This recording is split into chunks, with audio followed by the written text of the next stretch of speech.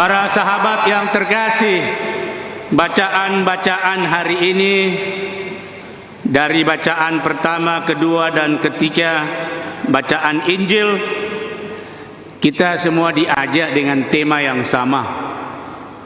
Selain waktu yang kita jalani tidak lama, dalam bacaan kedua dikatakan akan lewat, selesai, maka bertobat. Tetapi untuk melakukan ini, selain diri kita yang melakukan, kita juga dipanggil seperti Yunus, seperti para rasul dalam bacaan Injil, untuk mewartakan dan mengajak orang-orang melakukan hal tersebut. Tidak mudah tentunya. Yunus dalam bacaan pertama dikatakan harus berjalan 3 hari lamanya. Mungkin kalau sekarang terlalu jauh, Romo, pakai aplikasi aja, lebih cepat. Gitu. Para rasul dalam bacaan Injil meninggalkan apa yang menjadi pekerjaannya sehari-hari, apa yang menjadi tugas dan tanggung jawab demi pewartaan tobat itu sendiri. Tidak gampang toh. Jadi kita bisa melihat sendiri bagaimana usaha kita, apalagi para sahabat yang secara fisik masih oke, seperti Yunus boleh berjalan 3 hari lamanya. Tetapi sebagaimana para rasul dalam Injil, kelekatan atau melekat pada hal-hal materi, pekerjaan, jabatan, status, tidak mudah itu. Tidak mudah. Kita harus bisa terlepas. Seperti dalam bacaan kedua, jangan sampai kita melewatkan itu dengan sikap kita yang seolah-olah itu. Para sahabat yang terkasih, menarik kan bagaimana kehadiran Anda, baik Anda yang hadir di sini maupun Anda yang menyaksikan secara langsung. Kita diajak, pertobatan kita, pertobatan yang kita lakukan secara individu itu ternyata punya tantangan agar supaya orang di luar kita juga mengalami hal seperti yang kita alami, proses pertobatan itu sendiri. Tadi dalam perjalanan ke sini saya naik Grab motor, karena saya ini motornya banyak di luar, jadi saya pakai aplikasi aja. Nanti ada satu yang datang, dia cerita kepada saya. Pertama sih saya kaget, Romo Robert ya, kok dia tahu saya Romo Robert? Dia beli saya aplikasi kan cuma tulisannya Robert Rimin.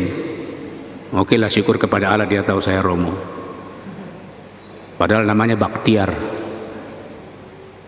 Terus sebelum kami sampai di pengkolan jalan pos itu, dia cerita, Pak, saya itu kemarin baru cedera. Saya bawa motor ditabrak, Pak. Yang nabrak siapa?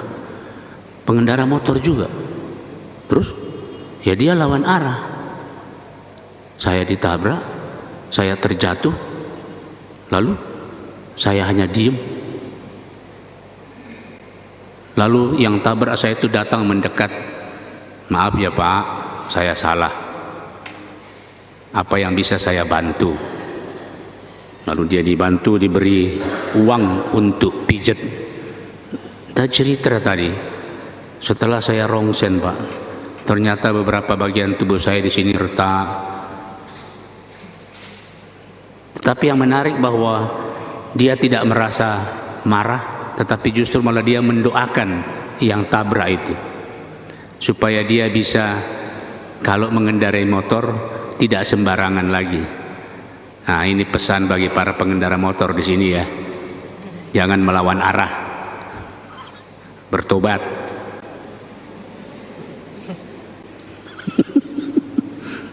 Para sahabat yang terkasih, cerita kecil di pagi hari menemani saya untuk saya bagikan kepada Bapak Ibu, para sahabat yang terkasih.